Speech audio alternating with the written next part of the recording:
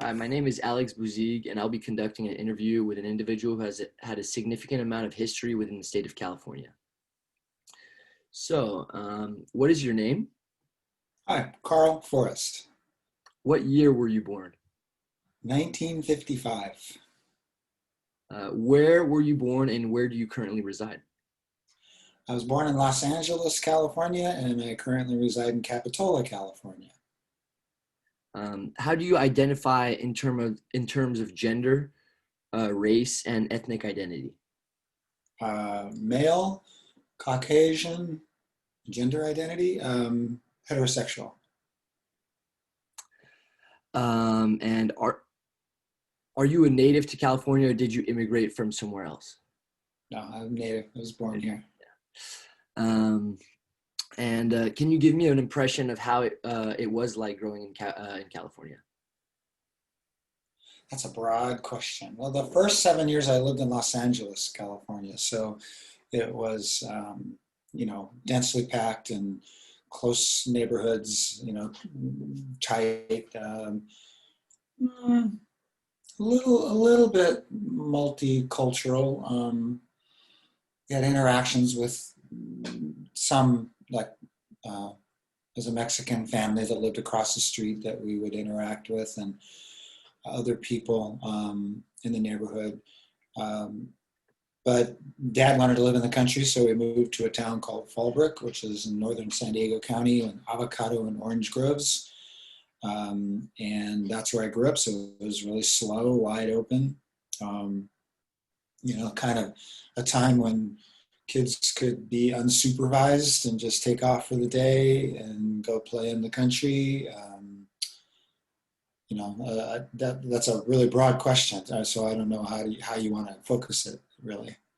I guess just yeah, that was perfect. However, how deep you want to go into it, but yeah, just how I guess how maybe yeah, specifically on where you were growing up, but I guess how it was maybe also with like the environmental aspect of it, like how clean was it polluted? Because I know today Los Angeles has a very dense population and is quite polluted. So maybe how was it back then?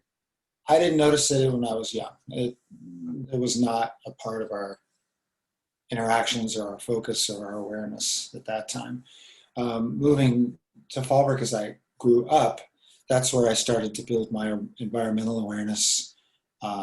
Mostly when I was older. I mean, the air was clear there, so I knew that there was a difference in that we were living where it was cleaner.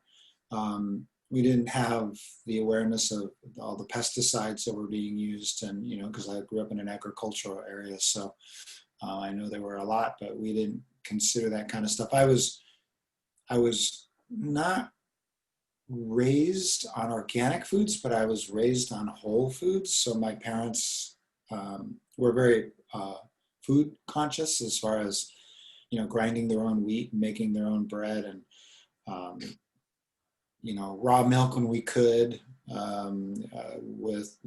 We raised chickens and had brown eggs, and so I was different than the other kids that way. I could see that right off the bat. But the environment really didn't come into my awareness, environmental issues, until probably just out of high school when I started going to college. I went to community college, and that's when my awareness of that started growing, with mostly crowded, how crowded things were and the effects of people on the environment, but also um, mostly mostly in the news then would have been clean air and clean water, and just starting to build some awareness about that, and then starting to understand that politically, um, I would have arguments with my dad. He would say the foundation is economics. Economics drives everything, and I would say no. Environment should drive everything, because with no environment, you'll have no economics. And so, probably when I went to college is when I started to pay more attention to it. But I grew up in a pretty clean environment, aware that it was a problem elsewhere, but we didn't have that as much. I grew up with fires, wildfires, because we lived next to Camp Pendleton, and there were fires every year from their live fire exercises. And I grew up, in a Mediterranean scrub forest, so we were quite used to that as a mechanism for, kind of cleansing and you know the the need for that kind of. And then when I got a little older in high school, in high school and college, that's when I started camping and started figuring out that, the beauty of nature outside of where I grew up was really important, and maintaining it was really important. And I guess I'll stop there. Cool. And how were things different back then compared to how they are now? Uh, yeah. You mean before Again, a people walked very on the broad moon? question. A very broad question. However, you would like to address it in. Yeah. Different. Well, the biggest difference is that I'm older and that I'm more aware, and the world has quote unquote shrunk. Things moved a lot slower then. I think young people especially were less aware because all we saw was the news at 5:30, and we were very unconnected with the rest of the world. Uh, Different.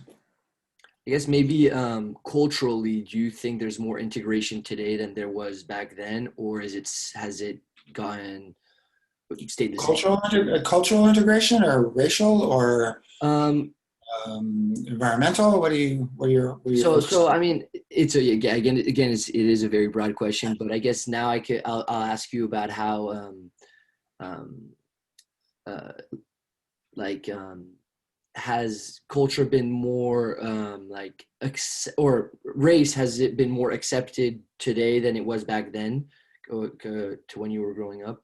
Yes and no. I think it was hidden.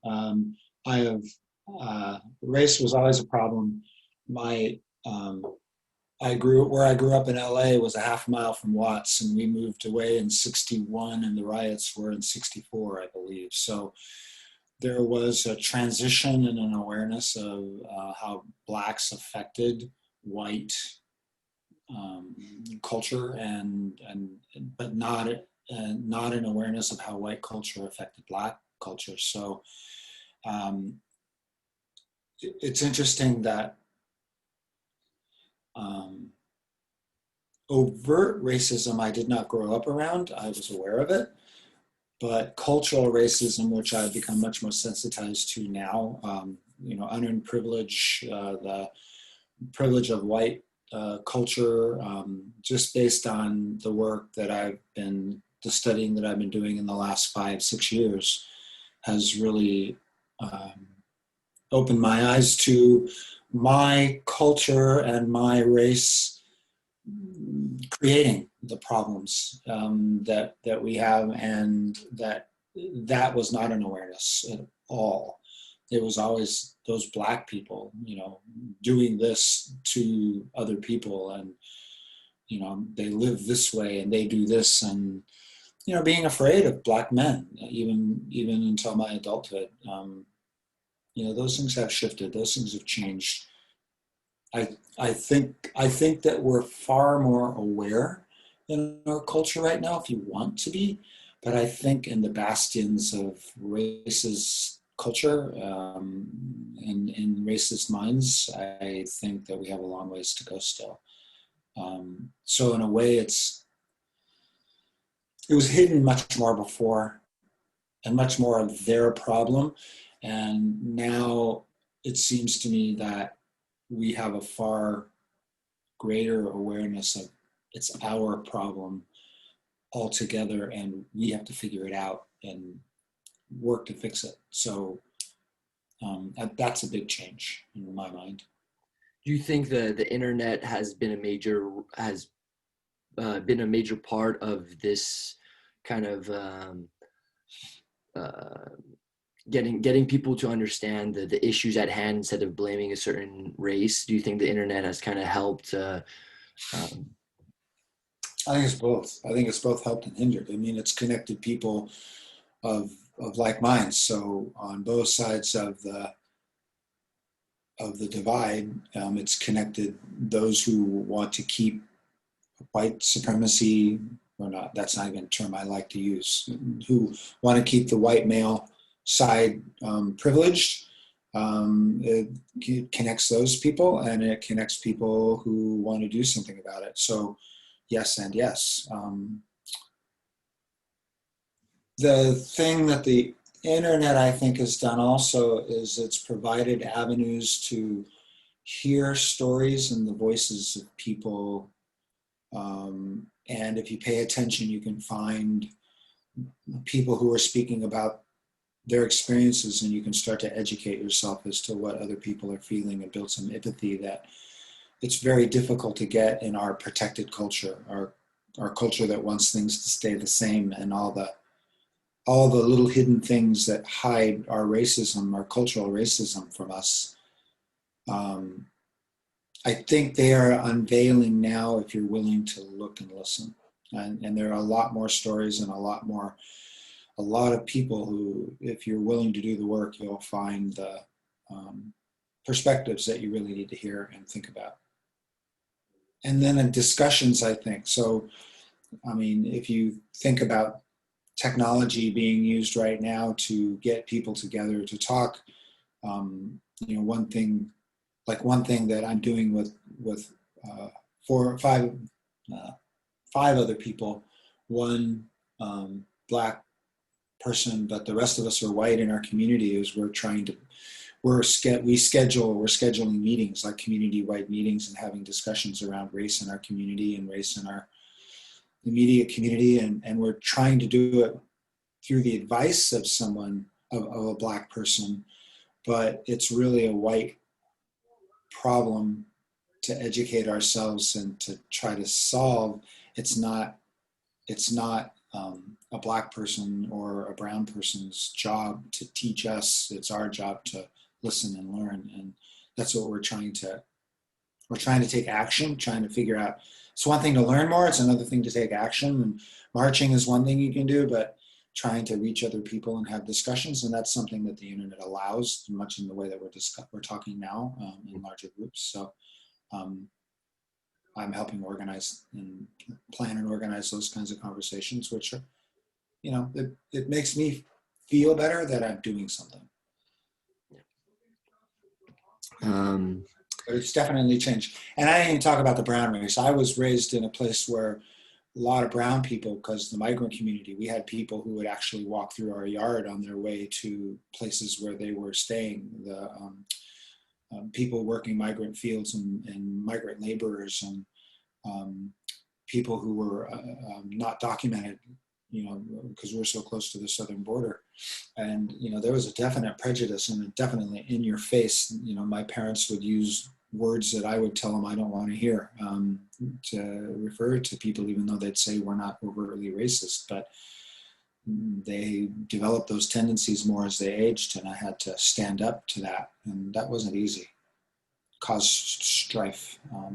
But the history and the contributions to there's always been some group of people we vilified and attacked, whether it was Italians or Irish or Chinese or now Mexican or Central American, blacks forever, because of our long history. So it's because we brought them here to work for us. Mm-hmm. Cheap labor and cheap resources is the foundation of our culture, our economic system, and it's not sustainable. And it takes advantage of both the environment and people. And that's one of the ties, I think, that we have to address. One of the big topics economically. This is the way that we depend on cheap resources and cheap labor.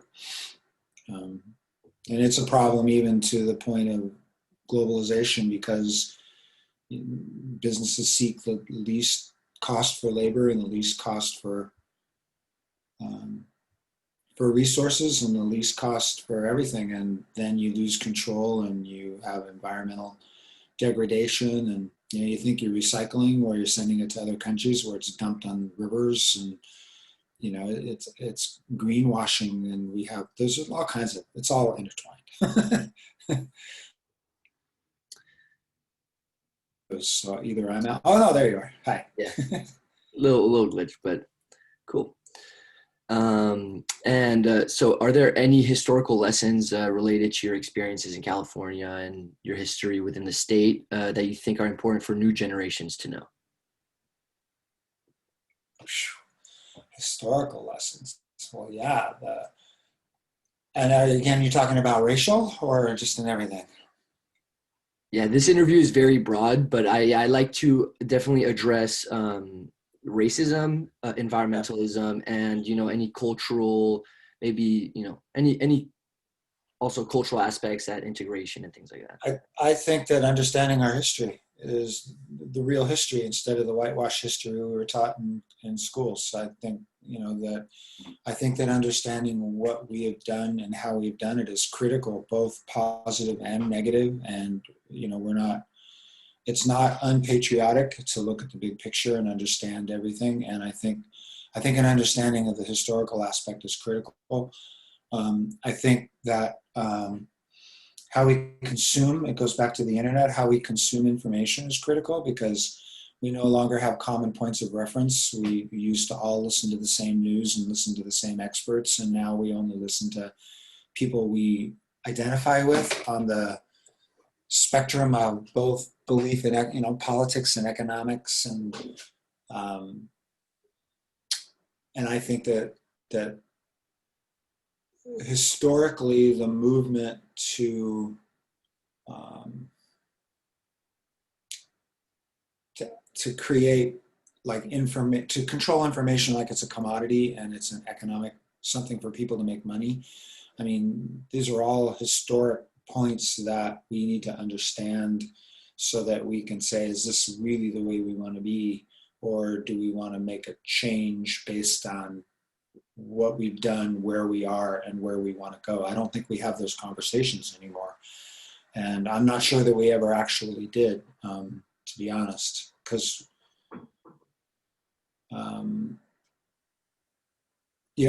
I think the whole movement, the Me Too movement, I think the Black Lives Matter movement, I think big movements like that, the anti-war movement of the 60s was huge historically to move away from authoritarian,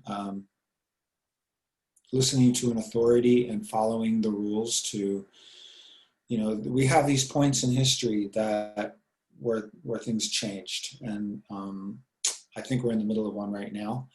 I think politically we're in a really big one because it's just become so obvious how different we are, almost on a 50-50 split or a 52, 48% split. And I think that there's all these data points and all these, can I say, when you think of real heroes too, you think of people like Greta, I can't pronounce her last name, somebody who stands up and becomes a celebrity around an important issue and makes it important and real for people. There are these events and there's individuals who, like Colin Kaepernicks, who bring issues to the surface and ignite movements. It's, those are points that make change, and we got to listen to it. But somehow we have to figure out how we can all agree on what facts are and agree on what really happened, and not just listen to whomever is telling us what we want to hear and it fits our worldview. I think when you go back to your question about the internet and its influence, I think that's been a major positive and a major negative that we got to figure out. And last question. Would you like, would you like to share anything else about your life or things you've learned while growing up in California? Well, it's interesting. The only thing that's really interesting, well, no, that's not the first thing that comes to mind when you say that is when I've traveled to other parts of the country, I'm really glad that I live here. I mean, it's an expensive place to live, but it's so diverse and so beautiful, and it's both in it, the environment.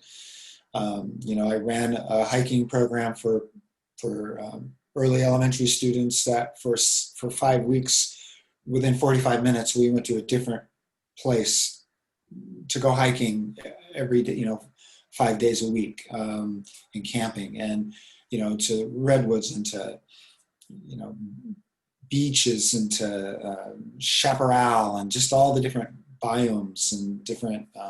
So the opportunities here are vast, and I really appreciate that. And I go to other parts of the country where it's the same, and the people are the same, and I'll come here and feel like I live in a bubble because it's so different elsewhere. So to me, California, um, because of its history and because of its diversity, it creates a lot more opportunity and openness that I really appreciate. And then I also know that there are places where it is the same and much more conservative, or much more, it is very different than what I'm used to. And that to me is a strength as well. But as long as we continue talking and trying to work together instead of trying to separate, I think that that's probably the biggest. That's probably what that come to mind first. The Just uniqueness of California's. well, the variety, the diversity, the open-mindedness, the going to elsewhere and people kind of put you down because, oh, you're from California, and it's just like, yeah, and I'm proud of it and I'm happy with it.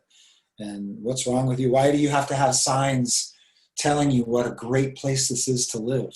I don't need signs telling me that all the time. I know that because I live here. It's just a different frame of mind that, and it's changing everywhere. But that's that's one reason why I stay here. It'd be hard to leave. And probably the other thing is just the focus on, we're much more, it seems like we're much more environmentally conscious here, as far as we have the oceans, we have such resources here that it matters to people, and that's important to me. Well, thank you very much for your time, Carl, and yeah, thank You're you. welcome. And, What do you plan on? What do you plan on? I mean, is this part? You can stop the recording. yeah, I'll stop the recording right now.